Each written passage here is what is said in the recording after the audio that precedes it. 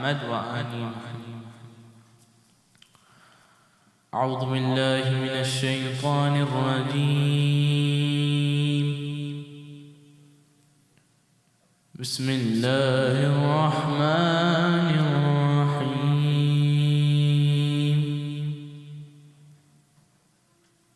والفجر وليال عشر والشفع والوتر والليل إذا يسر هل في ذلك قسم لذي حجر ألم تر كيف فعل ربك بعاد إرم ذات العماد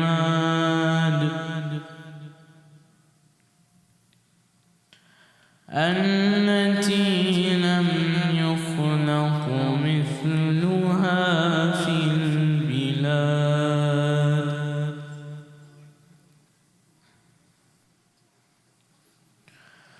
وثمود الذين جابوا الصخر بالواد وفرعون ذي الأوتاد الذين طغوا في البلاد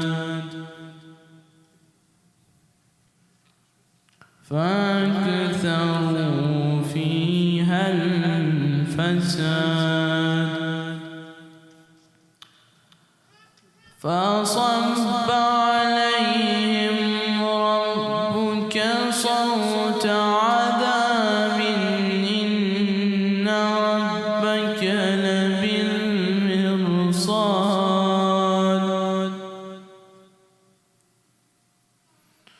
فأما الإنسان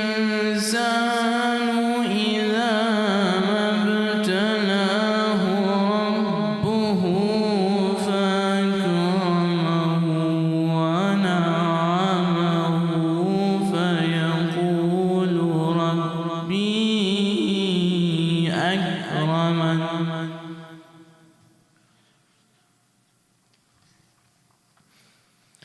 وأما إذا ما ابتلاه فقدر عليه رزقه فيقول ربي أهانن كلا بل لا تكرمون اليتيم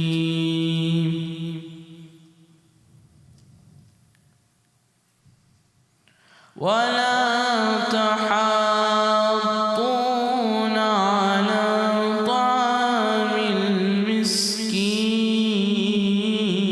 المسكين وتأكلون التراث أكلا لما وتحبون المال حبا جما كلا إذا دكت الأرض دكا دكا وجاء ربك والملك صفا صفا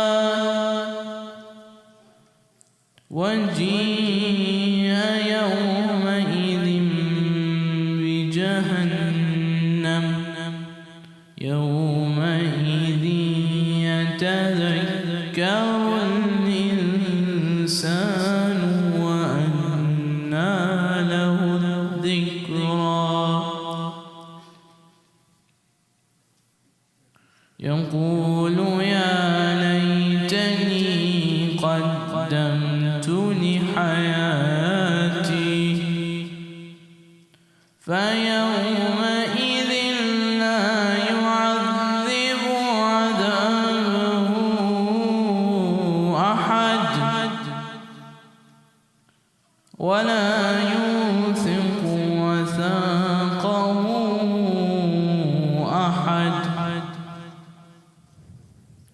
يا أيتها النفس المطمئنة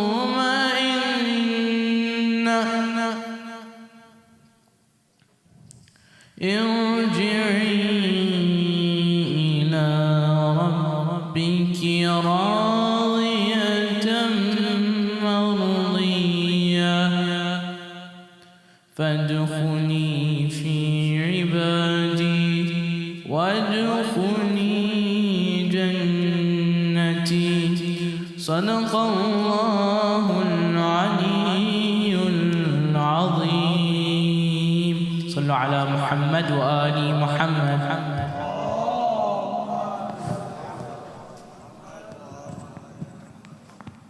Thank you, Brother Taha, for that beautiful recitation of the Holy Quran. We have the brothers just move a little bit forward and onto the side over here. We have people coming in and the sisters in the back. So, salawat for Muhammad wa ali Muhammad. Allahumma salli ala Muhammad wa Muhammad wa ajal farjah. We'd like to continue our Majlis program with the recitation of poetry pieces in honor of the Ahlul Bayt. I would like to call up our brother Musa Hassan for recitation. Salawat.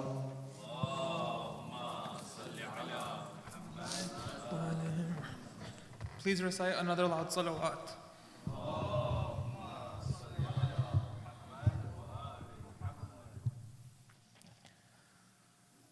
Upon the field of misfortune, all my people lie, their ruddy wounds all untended, open to the sky. The devil's blade has been fashioned in the blaze of hate, its poisoned spirit impassioned in its fiery fate. The edge knows thirst that is rabid, questing here its point. To holy flesh for its scabbard, blood it shall anoint. The rainless airs of the valley hear my lonely cry. The widowed daughters of Ali teach the dust to sigh. Behold, Abbas hero regal, hear Sakina's thirst. Father of grace of the eagle, place that maiden first. To see the blood of my brothers dye the sorry sands, to hear the keening of mothers, cheeks clenched in their hands. So teach the ways of fair patience to the weak and wronged, strengthen with hope and forbearance, wretchedness prolonged. Ya Rahmanu, Ya Rahannanu, Ya Rahimana, Anta Ghafarul Masawi, Tubu alayna. Salawat.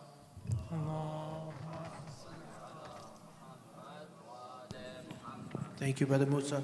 I would now like to continue with inviting our Brother Muhammad Ibrahim for recitation of English Salam. Salawat.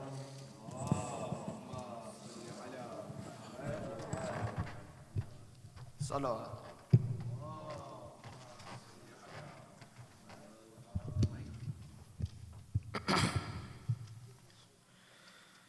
Zayn al-Abidin,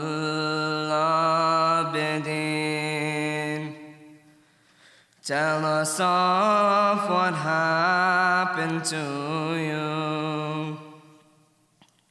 Zayn al-Abidin,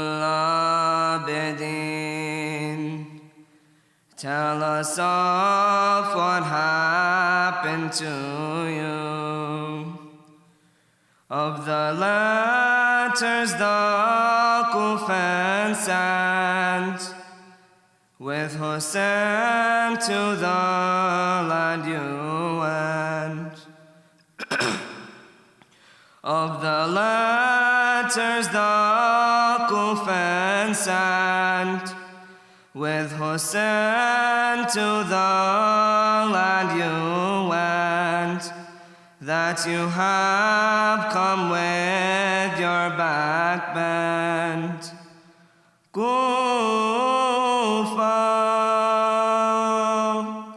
supporting Umayyad to kill. Kufa, so much holy blood did you spill. Kufa, how could you let us down this way? Kufa,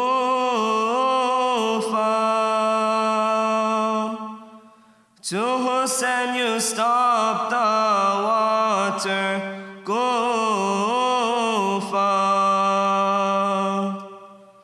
my father, how could you slaughter? Kufa,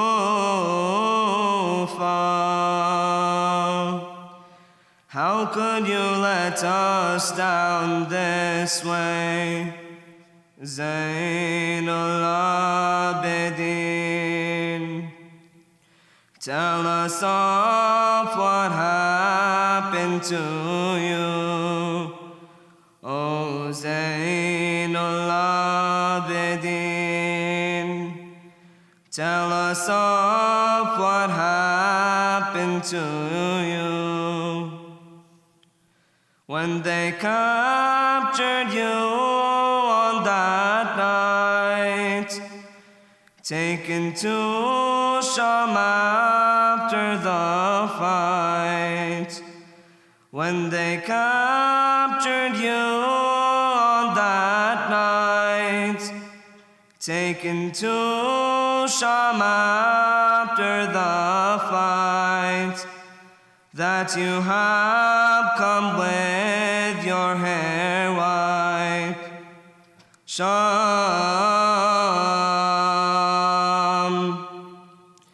shamelessly parading us, why? Sham,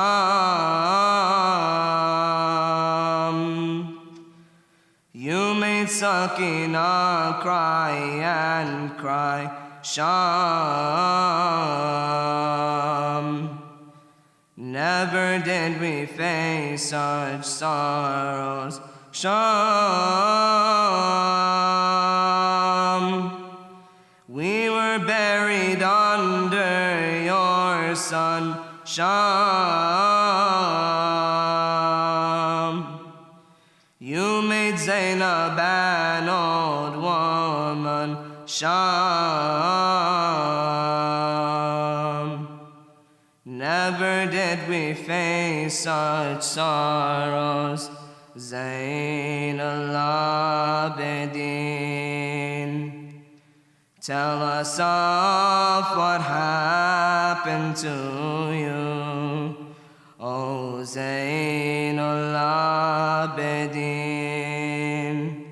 tell us of what happened to you. Salam.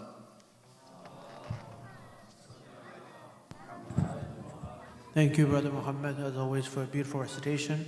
I would now like to invite our Islamic reciter, Brother Al-Abbas. Allahus salawat bar Muhammad wa ali Muhammad.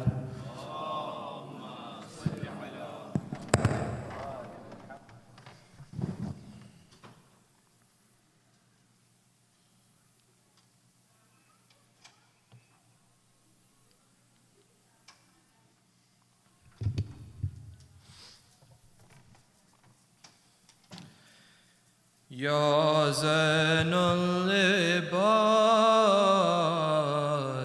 Ya Mawla Sajjad,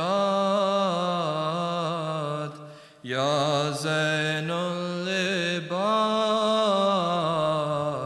Ya Mawla Sajjad. Near the Kaaba said Farazdak, look, this is Zainul Ibad. He has ennobled the Kaaba. He is Sultan-e-Hijaz. Who can disregard Sayyid-us-Sajjad? Who can disregard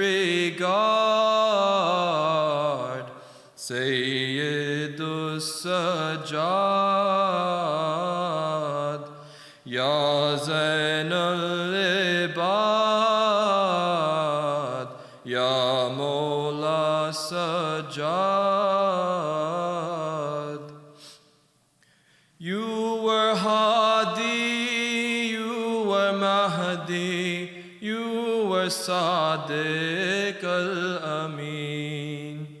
You were warith of the Prophet, Rahmatul lil Alameen. Yet your neck was scarred, Sayyidus Sajjad. Yet your neck was scarred, Sayyidus Sajjad. Ya Zayn al-Ibad, Ya Mawla Sajjad. Ya Zayn al-Ibad, Ya Mawla Sajjad. You were witness to the severed head of your father Hussein. Ashkiya torching the khema of Imam al-Mushrikin. Every chadar charged Sayyidus Sajjad. Every chadar charged Sayyidus Sajjad.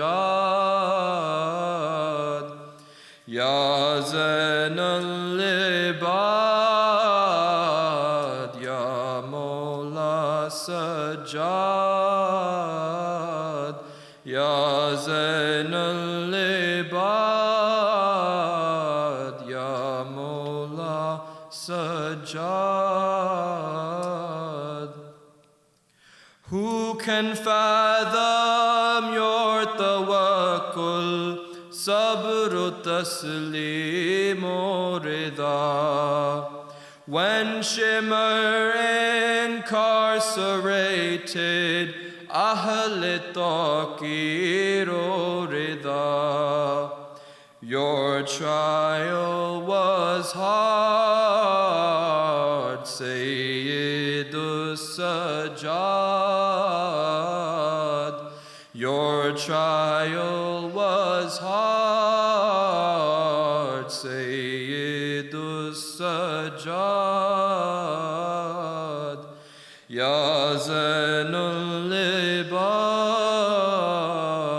Ya Mawla Sajjad.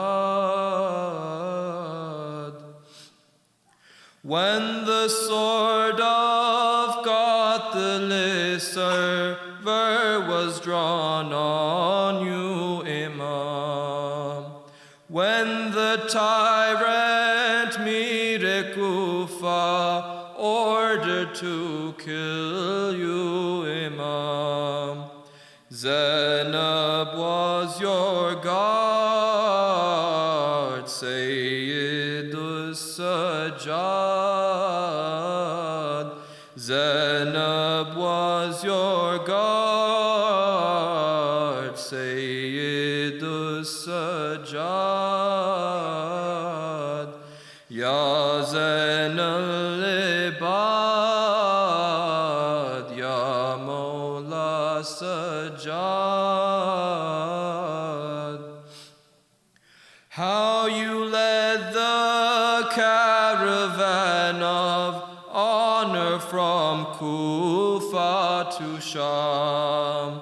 How you defended the message of your Jad Khairul Inam.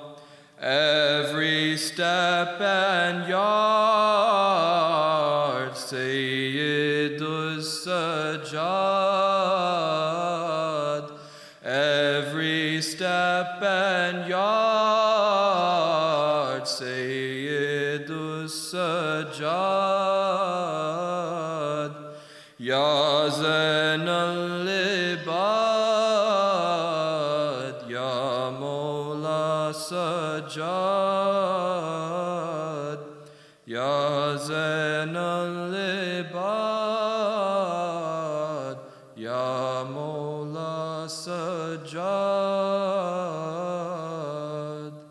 Par Muhammad wa ali Muhammad salawat. Thank you, brother. Always an honor to have you with us, Recitation. A few announcements before we proceed with the lecture portion of our program. I want to thank you all for coming on time. As the Salat time moves forward, we're continuing to start at 7, but we'll have less time. So in order to accommodate all our reciters, we would like to end on time for Salah. We'd like to start exactly on 7. So please continue to adhere to that. A few upcoming programs.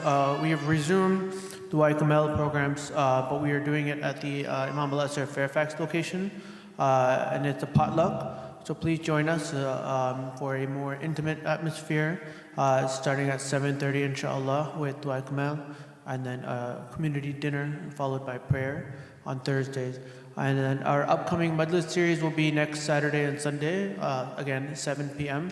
I believe Saturday will be the Urdu Majlis and Sunday will be English, just like this weekend, inshallah. And the last announcement is looking ahead, there is a youth Majlis on Sunday, August 18th at 5 p.m. For more information, please contact Sister Sakina Abbas or Brother Taha Chola if you are interested in that. And before we proceed, I would like to ask everyone to recite a Fatiha for the marhumin of our sponsors for tonight. We're very grateful for them as well as Fatiha.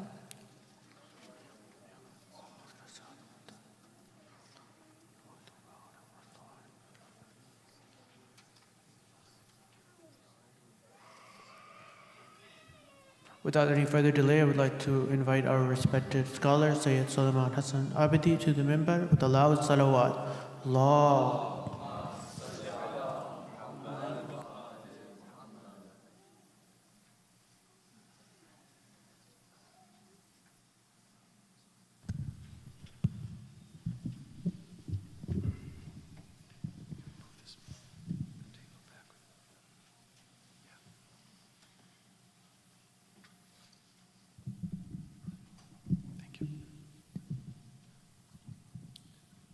صلوات على محمد وعلى محمد.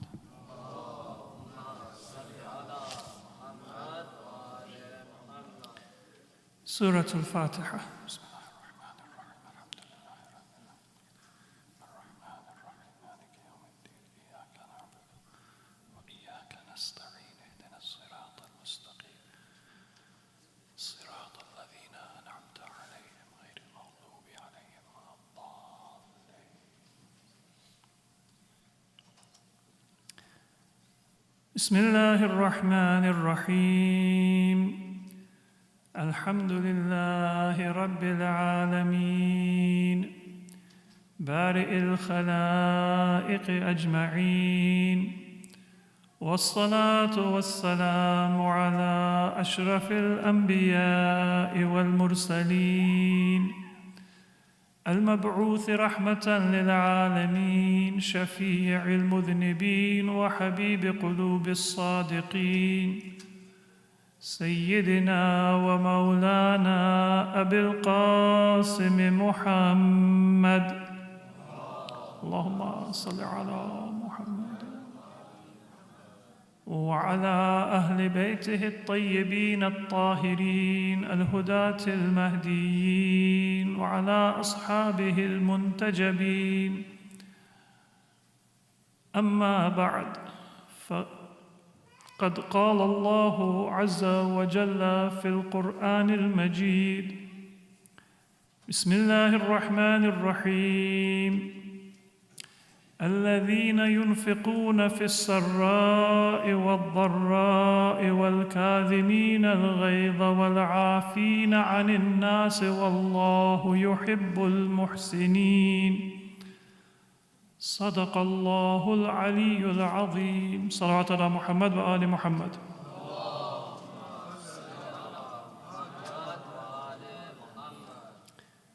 Dear brothers and sisters, Assalamu alaikum wa rahmatullahi wa barakatuh.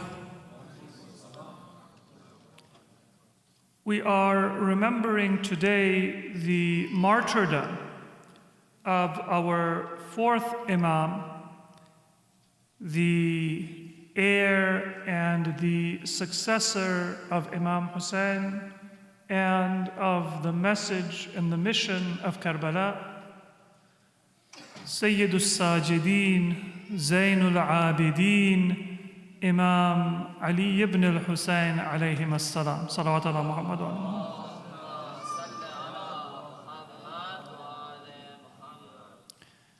And in honoring his life and remembering his martyrdom, we are remembering the extension of the struggle of Karbala after the day of Ashura. And perhaps that may have been the wisdom because of which Allah chose the last week of the month of Muharram to be the time in which the martyrdom of Imam Zayn al-Abidin is commemorated. Because the circumstances of the lives of Ahlul Bayt, and in fact the circumstances of the lives of all human beings, they are not by coincidence. Sometimes we think that things take place by chance or by coincidence, but that is never the case. There is always a decree and a wisdom in what Allah causes to happen. That doesn't mean that we don't have free will. That doesn't mean that everything is written and our actions have no effect on our lives. It means that if I intend something, I should not think that my intention or my decision or my action is what leads directly to a particular result. If Allah affirms my intention and my will, then it will lead to the intended result. And if Allah takes me to a different path, then even without my realizing when and how it happened, I might reach a very different outcome than what I expected. That's true of all of our lives, even the most small and insignificant decisions and actions and events that we face in our life.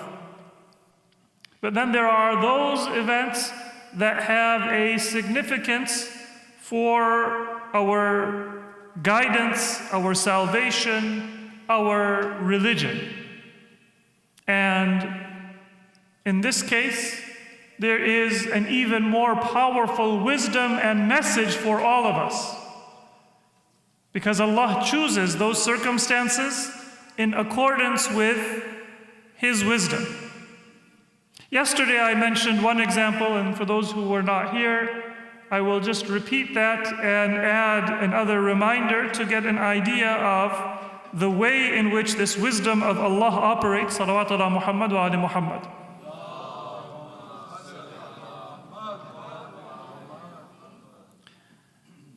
Many of you may have heard that there is a question that sometimes people ask about the event of Ghadir Khum, which is, if Prophet Muhammad sallallahu alayhi wa alihi, salawat ala Muhammad, once again salawat ala Muhammad.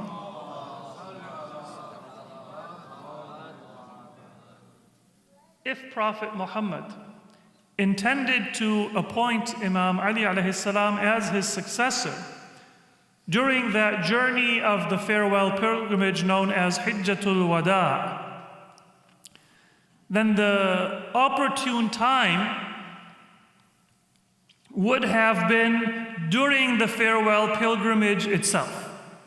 Some Muslims who do not believe that the event of Ghadir Khum indicates what we as followers of Ahlul Bayt believe that it indicates, they raise this question or objection, that if this was meant to be a succession and an appointment by the Prophet, then it should have happened in Hajj.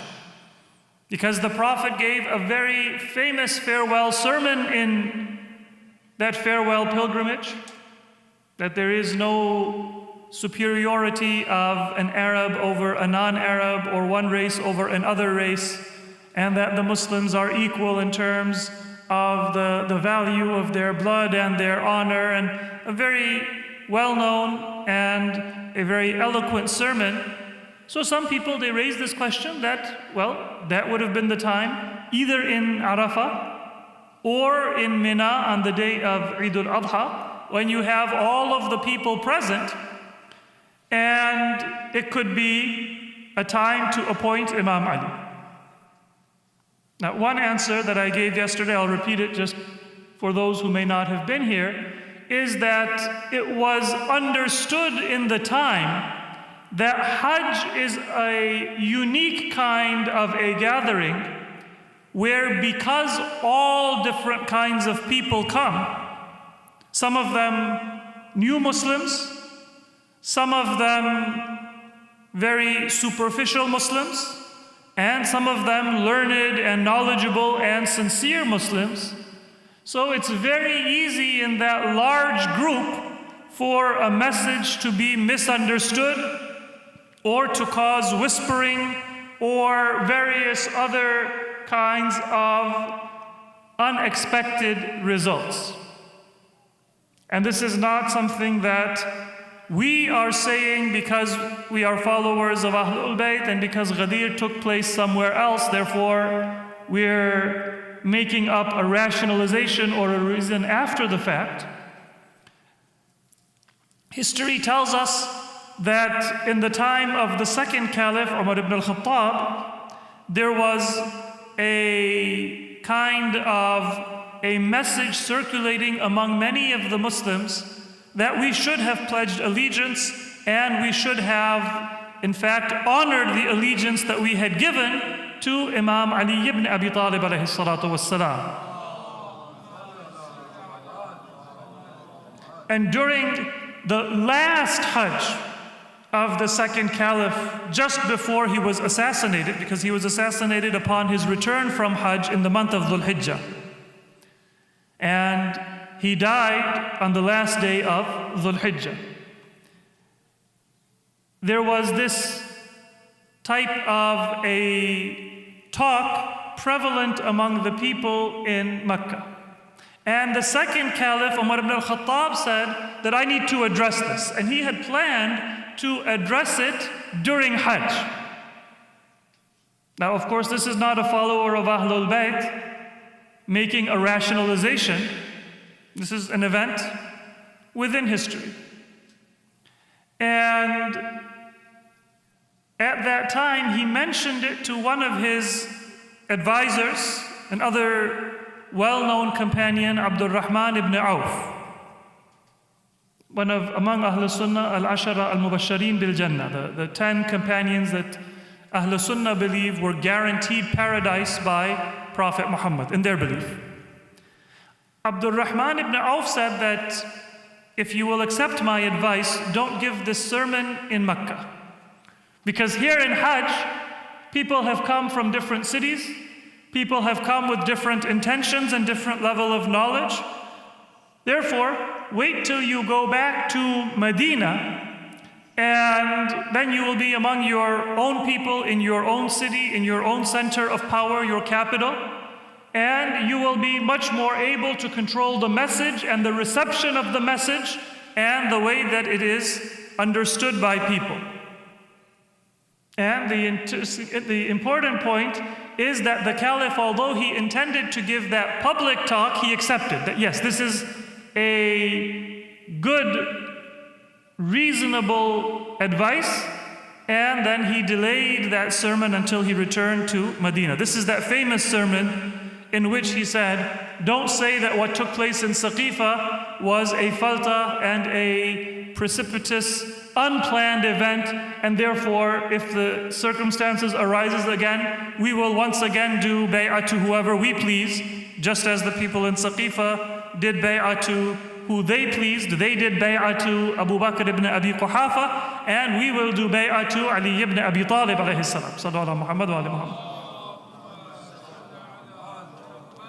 So that famous sermon, which is in Sahihain, and which cannot be denied, that was this sermon that Umar wanted to give in his final Hajj.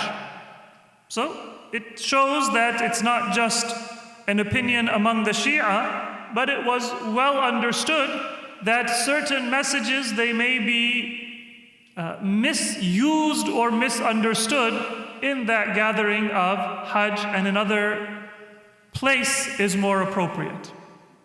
Now what I will add to that is that perhaps, and Allah knows best, one wisdom why that proclamation was delayed till Ghadir Khum, not in Medina, but in Ghadir Khum, was because Allah wanted a day and He wanted a place that would be known in history as the day and the place in which that proclamation of the wilayah of Amir al-Mu'mineen was made in the most public manner.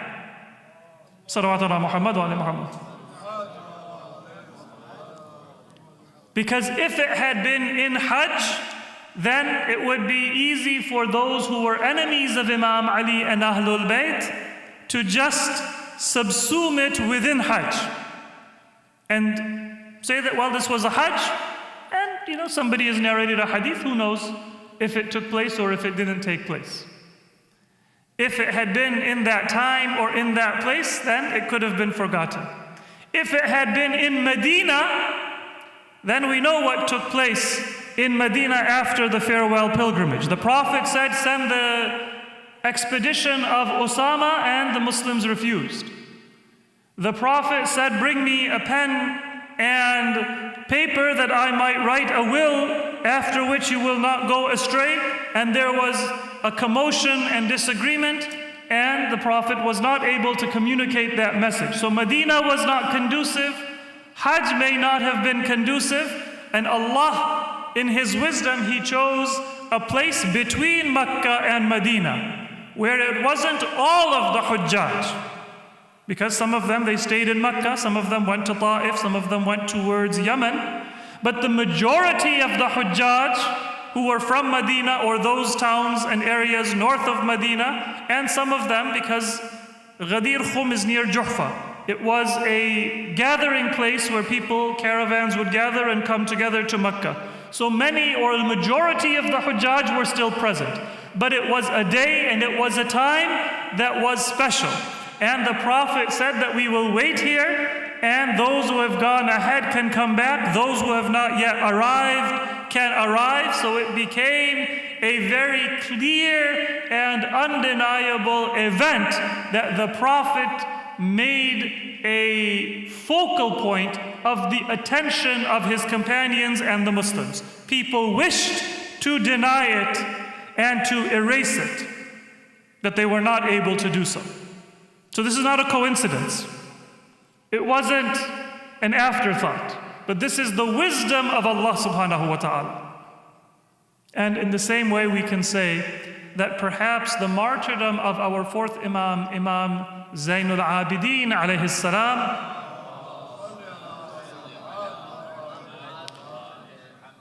in the closing days of the month of Muharram, was part of that same divine wisdom to remind us that the memory of the tragedy of Karbala and the sacrifice and the martyrdom of all of the martyrs of Karbala is fresh in our mind.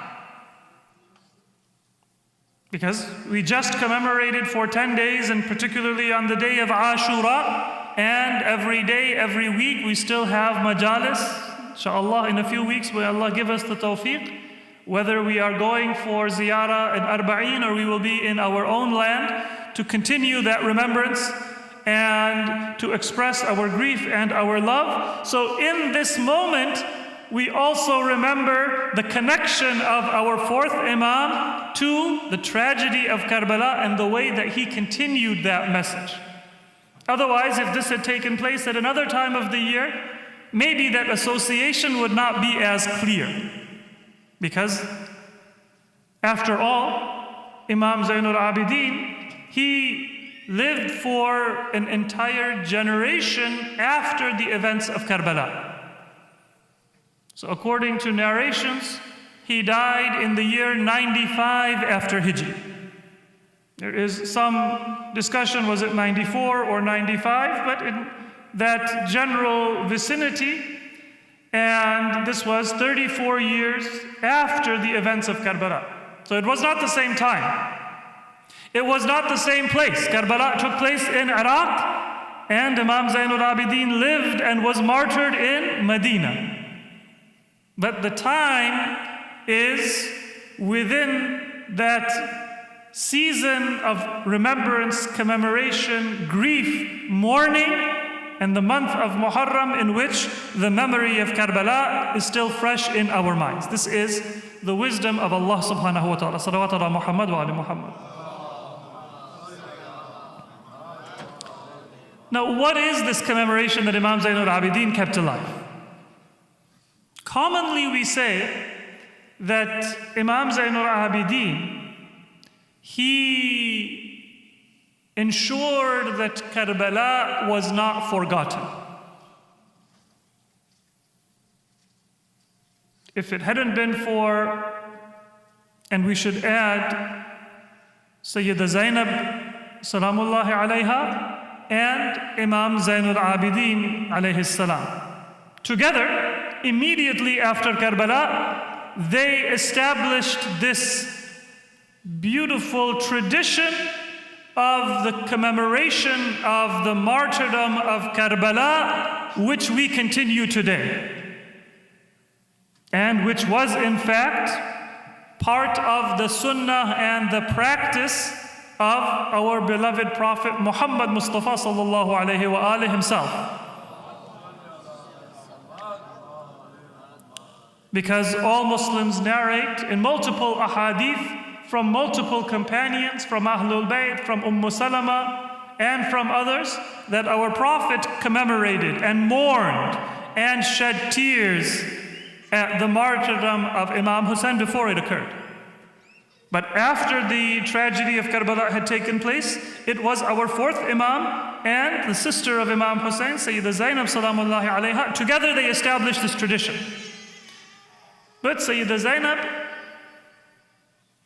partially through the grave suffering that she had to undergo in Karbala and in captivity in Kufa and Sham after Karbala, she did not survive more than 1 or 2 years after the event of Karbala, and then she also died the death of a martyr.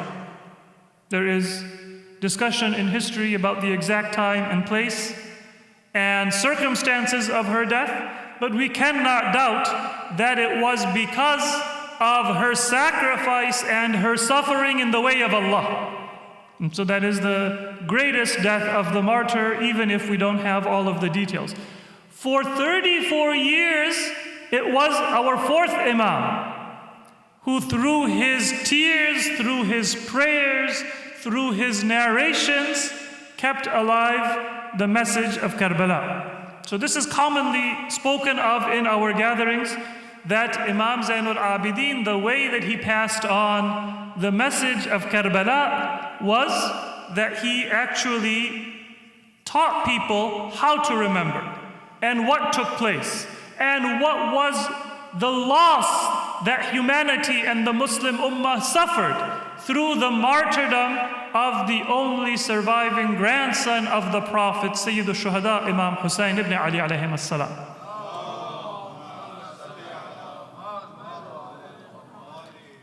But I want to expand on that understanding. It is true and accurate in its place. Yes, Imam Zayn al-Abidin kept alive the memory of Karbala. And if not for him, we would not know what took place, and we would not have this tradition of what we call Azadari or Rozakhani or Matam and Majlis and remembrance. But the way that our fourth Imam continued the message of Karbala is far greater than just keeping alive the memory of the martyrs and the events. And in order to understand that, we have to understand what was the plan and the intention of Muawiyah and the Umayyads that the mission of Karbala defeated. Sometimes even today, you have discussions and debates about who is winning a war and who is losing a war. So right now, for example, there are some people who will say that the Palestinians are losing because they have so much suffering and so much death and so much hardship among them. But the reality is that before this battle and these tragedies, much of the world had forgotten that there is even a cause that the Palestinians have, which is just and which is right. And in spite of all of the suffering and the hardship which cannot be denied, you also cannot deny that that party which a year ago seemed stronger and seemed to have international backing and legitimacy and victory in its sights, now has lost any semblance of legitimacy and initiative and strength. So sometimes the final analysis is different from the initial analysis. Sometimes the spiritual analysis is different from the material analysis. And sometimes the judgment of history is more accurate and closer to the decree of Allah than the judgment of those who are contemporaries. And I just give this example because all of us are living it and experiencing it. You see the pictures, you hear the news, and even a person who is not Muslim, even a person who doesn't have a religious connection to the issue, many non-Muslims, they also cannot help but cry. That is the power of a just cause. But don't let that make us think that this means that the ones undergoing the tragedy or the suffering are also losing. That is only in the hands of Allah. And those who rely on Allah and those who advocate for what is fair and what is just, the final outcome, al-aqibatu lil-muttaqeen. If you are pious, then the final victory and outcome is always going to be in your favor. Because Allah tests, but He does not abandon those who rely on Him and place their trust in Him. So the same thing is true of Karbala. What was the strategy and what was the plan of Banu Umayyah, and in particular Muawiyah, that Karbala defeated? You can only understand the value of that 34-year jihad of Imam Zayn al-Abidin if you understand what was he fighting. What was it that Imam Hussein stood up against? And maybe even many people who were contemporaries of Imam Hussein didn't know. But in the full view of history, we can see with great clarity and great accuracy what was the nature of that struggle. There were some people in Kufa, they said, we had a wonderful time in the government of Imam Ali. Our city was the capital. And now all of the tax revenue, it goes to Damascus. So let's find a candidate who can bring back money and revenue to us. If you've ever seen a city that has lost its former glory, you can understand the power of nostalgia.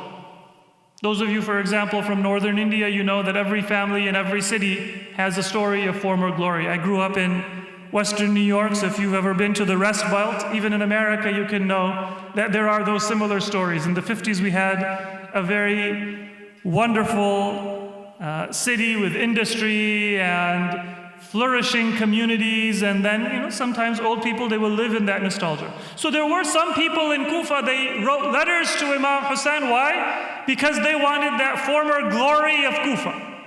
Our city should be the capital. All of the tax money should come into our city and help our society and our economy. Why are the Syrians taking it? These were the people who wrote letters and then forgot and abandoned as soon as Ubaidullah ibn Ziyad came and the circumstances changed. They wanted something for the world. They cannot be called Shia. If you remember when Pittsburgh was a great city in the 1950s and you want glory for Pittsburgh or Buffalo or one of the Rust Belt cities in the Midwest, then you can't be called a Shia. You just want the glory for your city. So those people who wrote letters to Imam Hussein for the glory of Kufa or the glory of Iraq, nobody should say that the Shia wrote letters to Imam Hussein and they abandoned him. They just had a nostalgia. And when they saw that political circumstances are not favorable, then they forgot about it. There were other people who maybe were one step above. They said, but Imam Ali was a different person. He was kind. He did not deal with us harshly. He distributed all of the revenue to the needy. And they may not have been very knowledgeable about Islam. They did not know what it means to be an Imam appointed by Allah and introduced by the Prophet for the guidance of humanity. But they remembered that Imam Ali represented the most sublime human values. And this is why even non-Muslims, they often had a fond memory of Imam Ali. And if you look at history, you will see that the Mawali, the non-Arab Muslims, or the new Muslims and non-Muslims, they often were favorable to anybody who raised a revolt against the Umayyads in the name of Ahlul Bayt. The very famous movement of Mukhtar al-Thaqafi in the period of imamat of our fourth Imam. Why did it spread? Much of the support came from those new Muslims or non-Arab Muslims. They may not have been Shia. They may not have known who was the Imam of their time. It was Imam Zayn al-Abidin. They may not have known that Imam Ali and Imam Hassan and Imam Hussein alayhimus salam were appointed by the Prophet as ma'soom imams. Maybe they were just learning how to pray. Maybe if they were not Arab, they didn't even know how to recite Surah Al-Fatiha properly. And maybe some of them, they were learning, they had a little bit more experience in Islam, but they had a memory or they had heard from their parents or their community, maybe who were not Muslim, that this was a different kind of a government and a different kind of leadership. So these were all parts of what brought people to gradually turn their attention and their love and their obedience to Ahlul Bayt. These were some of the reasons why people were favorable to Ahlul Bayt. Some of them were Shia and knew why they owed their obedience, not as a gift and a favor, but as an obligation and a duty to Ahlul Bayt. But these are not the reasons why that struggle took place. If some people thought it was for the glory of Kufa, or for the glory of Iraq, or just for social justice and the establishment of those good policies of Imam Ali, then that is not the actual story.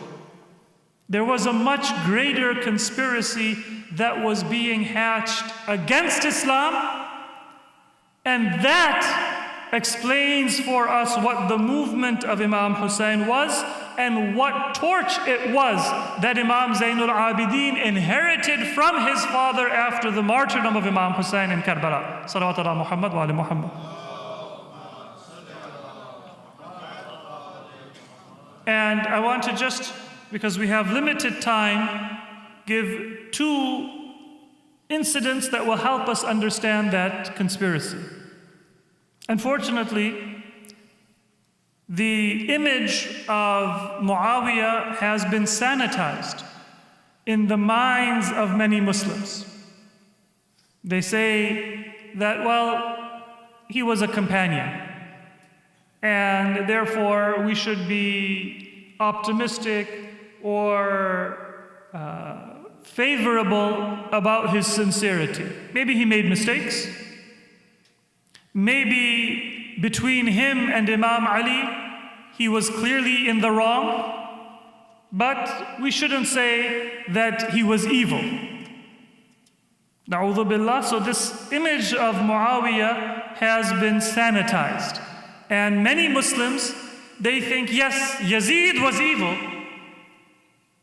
but Muawiyah, he was companion, and he must have had good intentions, and maybe he didn't have that level of piety or that level of knowledge to be able to fully implement justice, but this is not accurate. If this is what somebody thinks of Islamic history, then they will make that mistake of thinking the movement of Imam Hassan was a revolt against Muawiyah. And the struggle was a political struggle or a religious struggle between average and an ideal. But one incident from the life of Muawiyah tells us what he was actually intending. And we find that from Mughira ibn Shu'bah.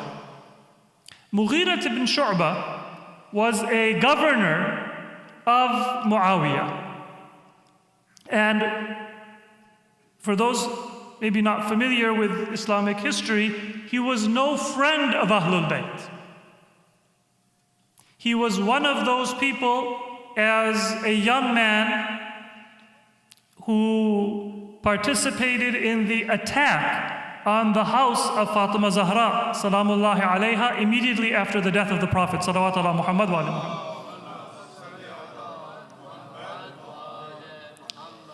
He was one of those people who was appointed for political posts and governorship and as an advisor by the caliphs, and was entirely on their side. So he was not an advocate or a friend or a follower of Ahlul Bayt.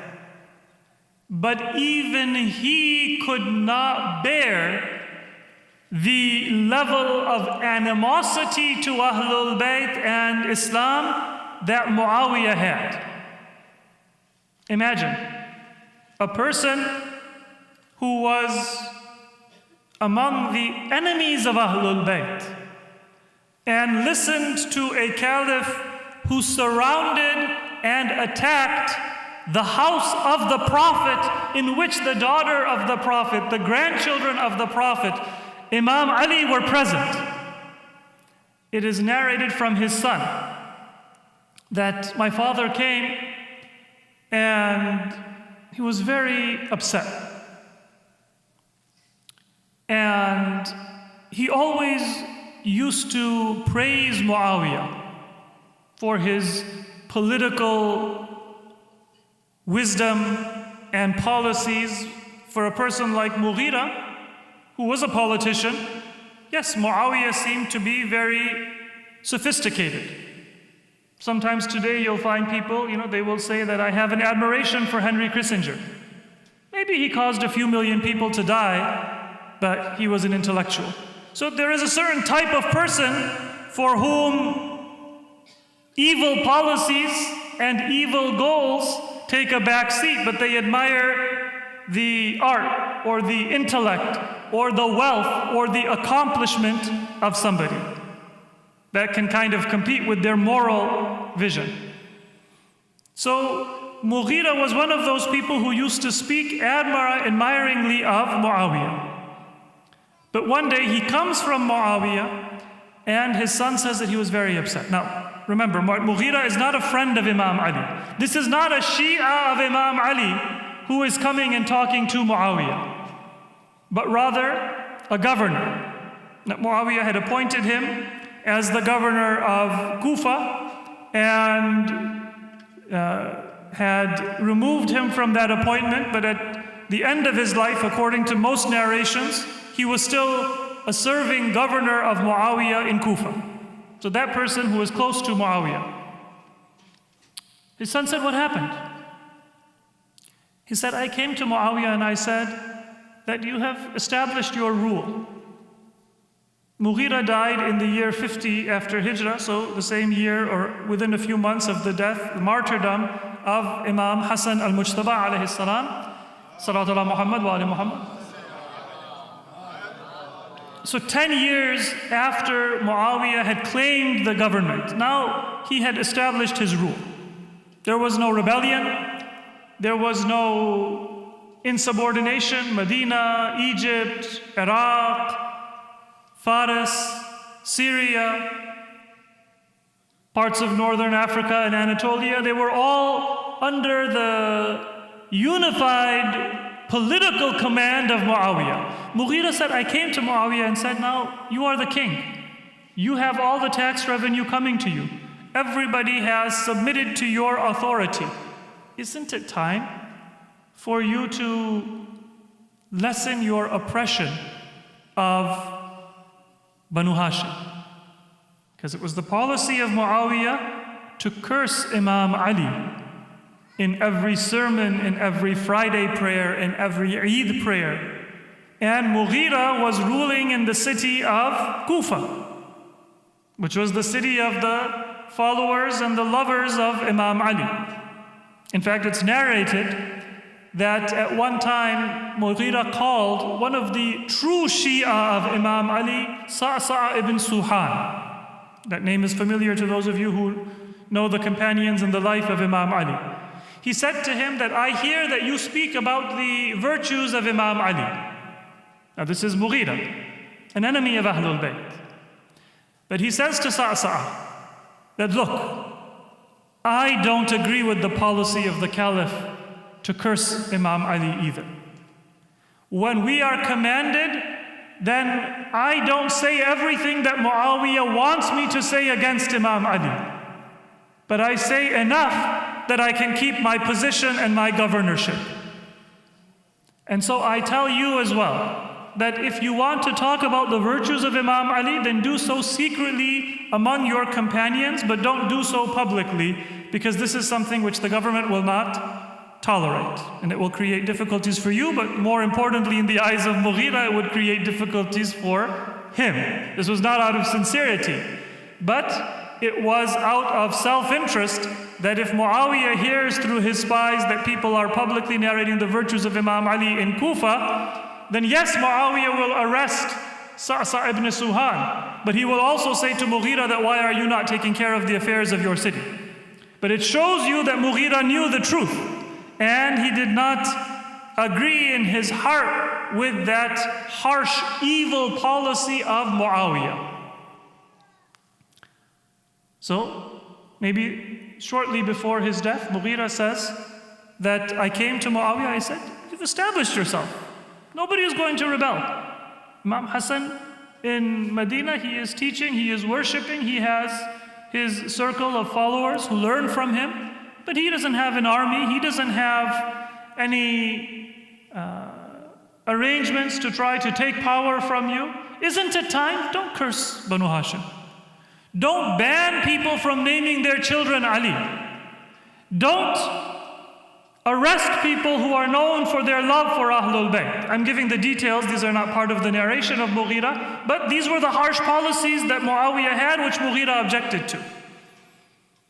And now what was the response of Muawiyah? This will tell you why Imam Hussein rose up. Nothing to do with political power. It had nothing to do with Iraq and Sham. It had nothing to do with those ideas that some people had that maybe you should save your life and live to fight another day. What was it that Muawiyah had planned? Mughira says that when I said this, Muawiyah, he sighed.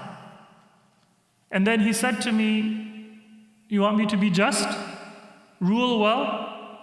Abu Bakr ruled, and he lived a simple life, and he spread Islam. He died, what happened? People said, Abu Bakr. talk about him just as if he was a figure of history. Then Umar, he ruled. He didn't gather gold and silver for himself. He was an effective ruler. This is Muawiyah speaking. He ruled fairly and justly. And when he died, what happened? Maybe somebody will say, Umar did this. Then Uthman, he ruled, and he was soft, and he was accommodating to people, even in a way that Abu Bakr and Umar were not. And what happened? He was assassinated, killed, and largely forgotten. But every day, 5 times a day, even in my palace, the sound of Ashhadu anna Muhammadan Rasulullah is called. Salawat ala Muhammad wa alayhi. How can I bear this? So what was the strategy of Muawiyah? The words of Mughira, according to the narration, are La wallahi illa dafnan dafna. No, by God, I have to bury the mention of the Prophet and the religion of the Prophet. I cannot bear for Ashhadu anna Muhammadan Rasulullah to be called out and for the honor of the Prophet to be remembered and carried to the world by the Muslims. So this was the plan of Muawiyah. And in the last 4 years of his life, Muawiyah, he used every strategy in his repertoire, in his book, in order to impose the succession of Yazid upon the Muslims. This was not a coincidence.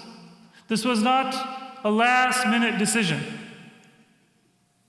The martyrdom of Imam Hassan, the killing of several prominent companions and children of companions who were assassinated by Muawiyah,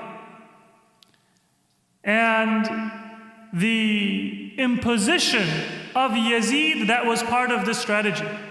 Nobody knew Yazid better than Muawiyah, that he was a drunkard, that he was a gambler, that he had no knowledge of Islam and no belief in Islam. A person who in his first year will assassinate and massacre the family of the Prophet, and then in the following year desecrate the Masjid of the Prophet and convert it into a stable for his soldiers. And then after that will attack the Kaaba and throw catapults at it to destroy Masjid al-Haram and the Kaaba. Did Muawiyah not know that this was whom he was imposing upon the Muslim Ummah? He knew. And that is why he wanted Yazid to succeed him. Because that was the goal and the strategy of Muawiyah. He had said, La wallahi illa dafnan dafna. So now we can understand what was the mission of Karbala. It wasn't just to preserve some individual teachings of Islam, but rather it was to prevent Islam from being buried. And Muawiyah imposing Yazid, and then maybe Yazid imposing somebody who says there was no religion of Islam. If Yazid had survived, then he would have himself abolished Islam, as is narrated from his poetry and from his belief. Or he would have imposed somebody who would have abolished the religion, the teachings, the doctrines of Islam, because that was their family belief and that was their strategy. So now we understand the context of Karbala. It was to preserve Islam itself. And if you want to understand the role of Imam Zayn al-Abidin, then you have to see that after Karbala, there were none who had the courage to stand up to Banu Umayyah. Their victory was absolute. And when the people of Medina, they wanted to rise up, in a battle known as Waq'atul Harra, the tragedy of Harra, which took place after Karbala. Then the companions and the children of the companions were compelled to say that we are the slaves of Yazid. If he wishes, then he can sell us. If he wishes, then he can free us. We have no freedom and we are absolute slaves. Abidu qin li Yazid. Nobody had that courage. And that is when Imam Zayn al-Abidin now, through keeping alive the memory and the message of Karbala, he not only kept alive the message of Karbala, but it was as if he planted the seeds for the survival of Islam itself. Because it was not Ahlul Bayt who were under attack. It was Tawheed and Nubuwwah and Quran and Islam itself that Muawiyah and Banu Umayyah wished to eliminate.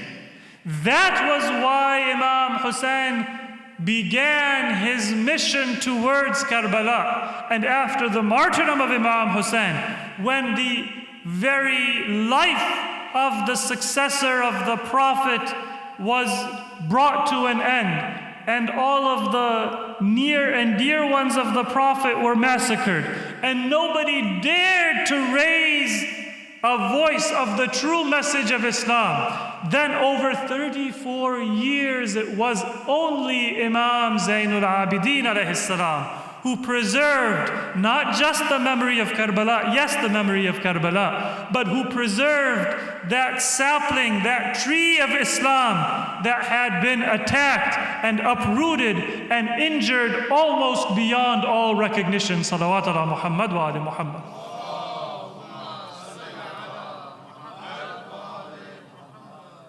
Let's not underestimate our Imam and say that it was just his tears, or it was just the story of Karbala, or it was just the commemoration of Karbala that our Imam preserved. But it was Islam itself. And this is why you will find, and now because we are short on time, I will just mention a few things for your further study and understanding. And inshallah we will have an opportunity to discuss in greater detail in the future. You will find that the greatest scholars of Islam, not just the Shia and the followers of Ahlul Bayt, but from all schools of Islam, they had a unique admiration for our fourth Imam. One of those fuqaha was Sayyid ibn al-Musayyab, one of the most prolific narrators of hadith and the scholars of fiqh, whose fatwas and whose scholarship is recognized by such luminary figures in the Sunni world as Imam Malik and the teachers of Imam Malik in Medina. Muhammad ibn Muslim ibn Shihab al-Zuhri. He was the teacher of Imam Malik and one of the most prolific scholars of hadith and fiqh in the Muslim world. And if you look at books of hadith, including Sahihain and other books, then he is one of those very well-regarded and prolific authors who has many ahadith. So these were people, each of them, they said that we knew nobody who was equal to Imam Zayn al-Abidin in his piety, in his knowledge, in his wisdom, in his character. So this is not just for us to say that he preserved Islam. No, in that period when Yazid was imposing a debased version of political Islam, Imam Zayn al-Abidin was keeping alive the tree of the true religion. And that is what sustained and allowed Islam to survive. So yes, if you and I know of Karbala, it is from Imam Zayn al-Abidin. But if you and I know La ilaha illallah, that is also from Imam Zayn al-Abidin. If you and I know Muhammadun Rasulullah, that is also Sallu ala Muhammad wa ali Muhammad. That is also from Imam Zayn al-Abidin. And if you and I, and even those Muslims who are not followers of Ahlul Bayt, have guidance of the Prophet, ahadith, and understanding of what the teachings of this religion are in a form that is pure and that is true, then this is through the sacrifice and the efforts of Imam Zayn al-Abidin. The last thing that I will say is that the primary means that Imam Zayn al-Abidin used was his character. When we say that Imam Zayn al-Abidin taught through his dua, sometimes people say that because there was political repression and Imam Zayn al-Abidin did not have the opportunity to teach in any other way, so he used his du'as as a means of spreading Islam. That's only partially true. Yes, there was repression. And so the ways that Imam Zayn al-Abidin could teach, they were limited. But these du'as were not a concession. They emphasize the way in which Imam Zayn al-Abidin rebuilt the religion. Just as the Prophet was able to establish Islam because of his akhlaq and his character, he was known as As-Sadiq and Al-Amin before he was known as Rasulullah.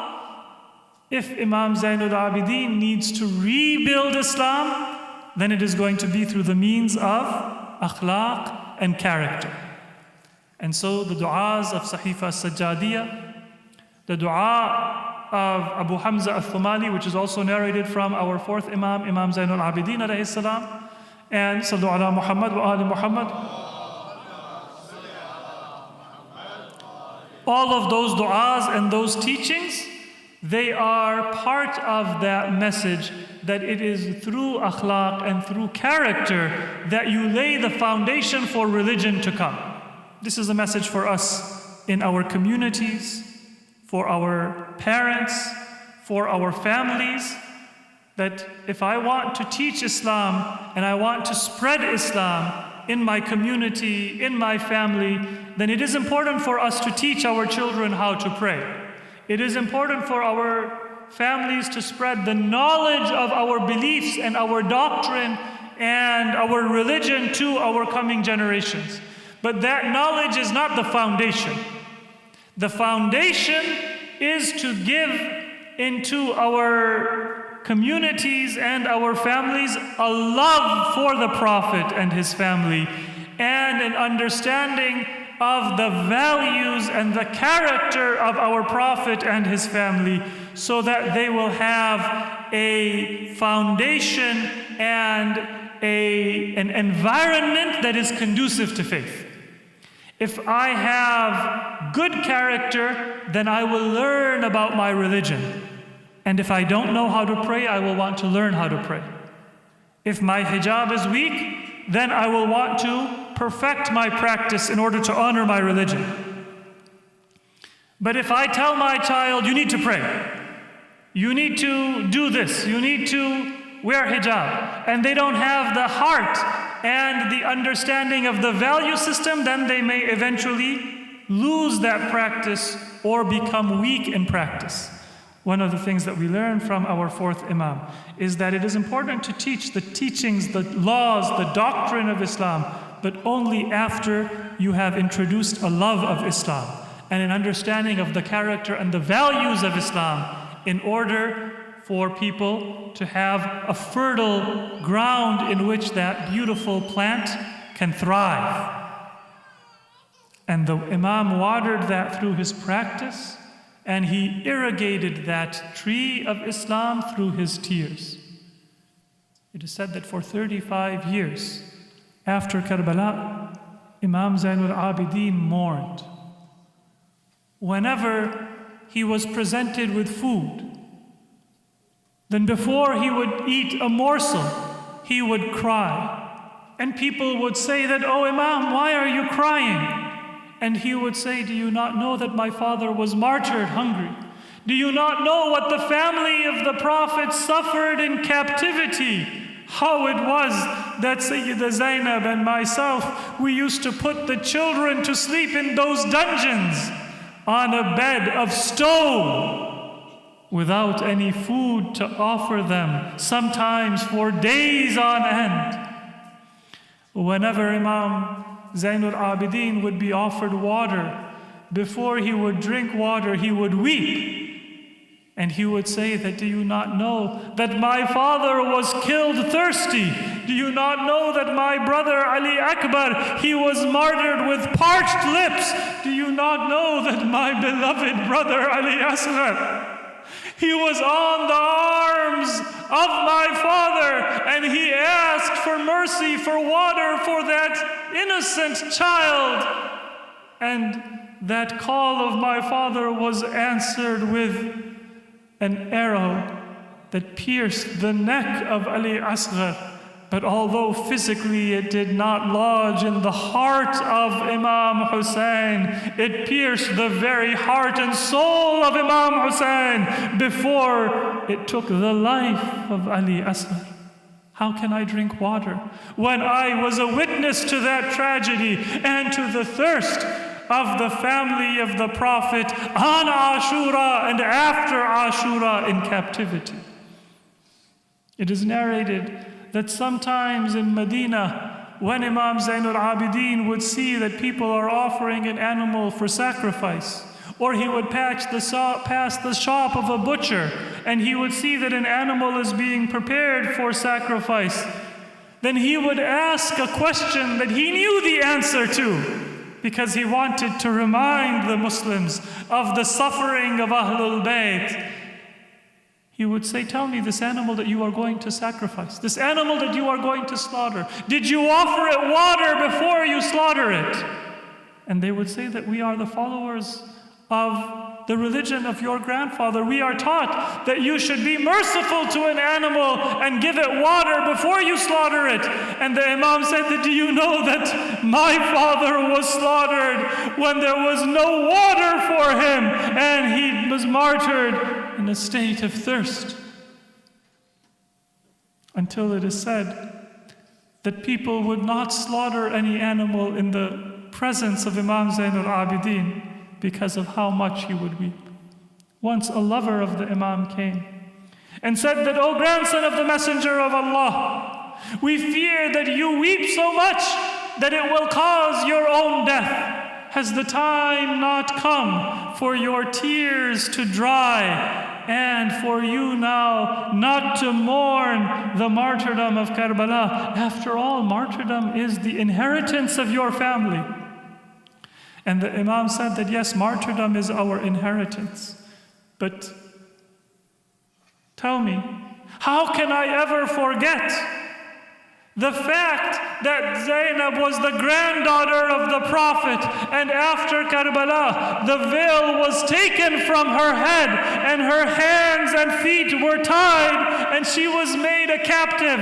How can I forget that my sister, the beloved daughter of Imam Hussein, the granddaughter of the Prophet, those young children were made in captives with ropes around their neck, with their hands and their feet bound, taken as prisoners from Kufa to Sham. And they would ask in captivity, O Imam Zayn al-Abidin, as we see these birds are free, will we ever taste freedom or not? And some of them, they died in captivity, and we buried them in the dungeon of Sham. And those who came back to Medina came with a grief that they would never forget. In his final moments after he had been poisoned, although Imam Zayn al-Abidin was also suffering, his attention and his tears were for Karbala. When he called his own son, Imam Baqir, towards him, he made a will, and he told his son how he was to prepare his body for burial. And he told him that, O my son, after I have died, then I wish for you to be the one who will perform my washing and put a shroud on my body. And then after you have taken me to the vicinity of the grave of my grandfather, take me to Baqi so that I can be buried by the side of my uncle Imam Hassan. And then Imam Zayn al-Abidin began to weep, and Imam Baqir began to weep, because both father and son, they were present in Karbala. And Imam Zayn al-Abidin said that, oh my son, I know you will carry out my request. I know that my burial in Medina will be done with full honors. But imagine, oh my son, what I must have felt when I was witness to the martyrdom of my own father. Imagine that I, as a son, am in Karbala, and the body of Imam Hussein lies on the sands, and I am not able to provide a shroud. I am not able to provide a burial because my hands are tied and I am a captive. And so I bid farewell to Imam Hussein on the journey to Karbala without any ability even to provide a burial for the grandson of the Messenger of Allah. Inna lillahi wa inna ilayhi raji'un. Matami Hussein. Ya Hussein. Ya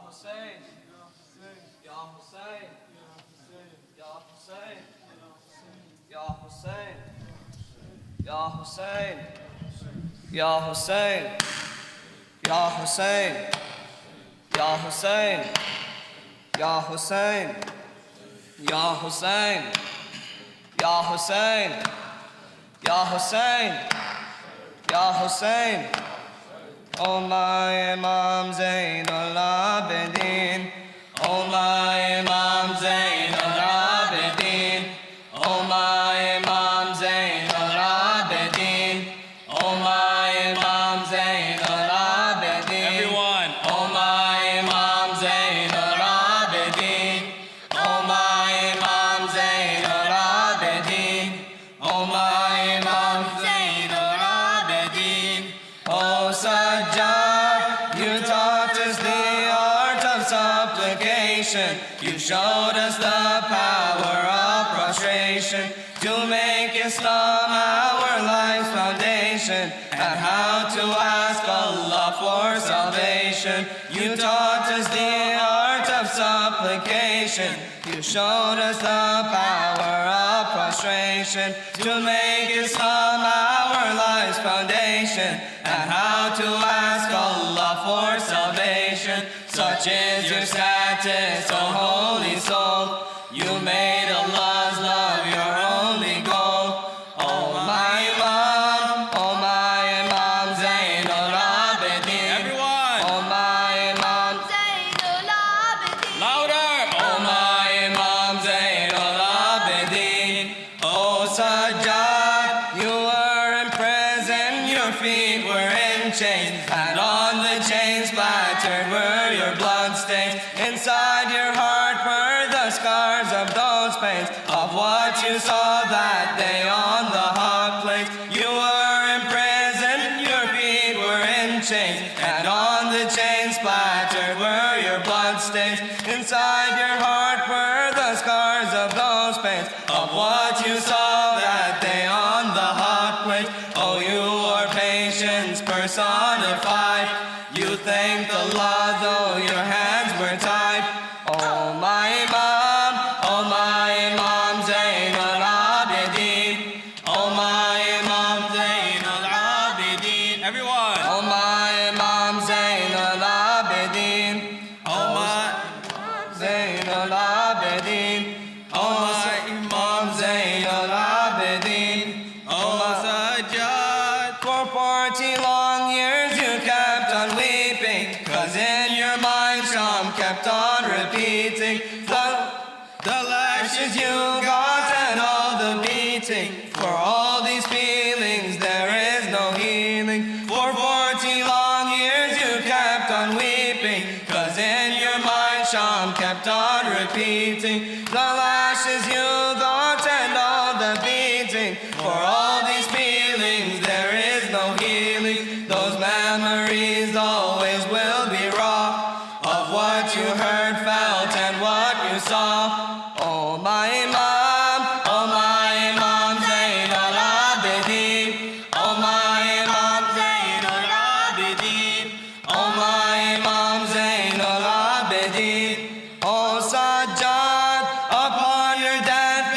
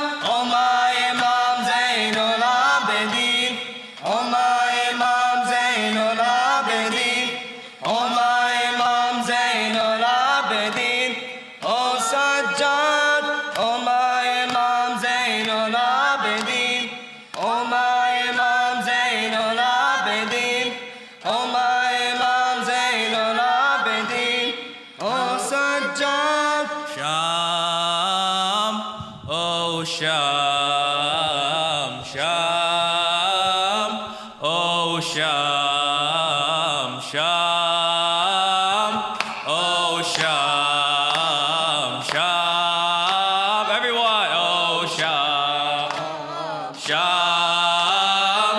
oh Sham, Sham, oh Sham, Sham, Oh Sham, Sham. oh Sham. Our fourth Imam, oh, you have answered. Our fourth Imam, oh, you have answered. The most difficult time was in Sham, Sham, oh Sham, Sham, oh Sham. Everyone, Sham, oh Sham, Sham. Oh, grandfather, what should we tell you of the hardships and cruelties we suffered? We were taken as displays in the streets, your family ill-treated and slandered. Oh, grandfather, if you could only, oh, grandfather, if you could only witness how we were abused in Sham, Sham, oh Sham, Sham, oh Sham, Sham, oh Sham, Sham. Oh Sham, The women and children tormented by the image of the heads on the spears. Their faces and heads were uncovered, their innocent faces in tears. Oh, grandmother, if you could only, oh, grandmother, if you could only look at how we were helpless in Sham, Sham, oh Sham, Sham, oh Sham, Sham, oh Sham, Sham. oh Sham. Oh, my courageous auntie Zaynab, the religion of Islam was taken. Your sermons brought tears to the people because of the words that were spoken. Oh, Rasulullah, if you could only, oh, Rasulullah, if you could only listen to the way she spoke in Sham. Sham, oh Sham, Sham, Oh Sham, Sham, oh Sham, Sham. oh Sham. Our beloved fourth Imam Sajjad, we pray for you, take this as token from the love in our hearts for you, Imam. These letters and words have been written.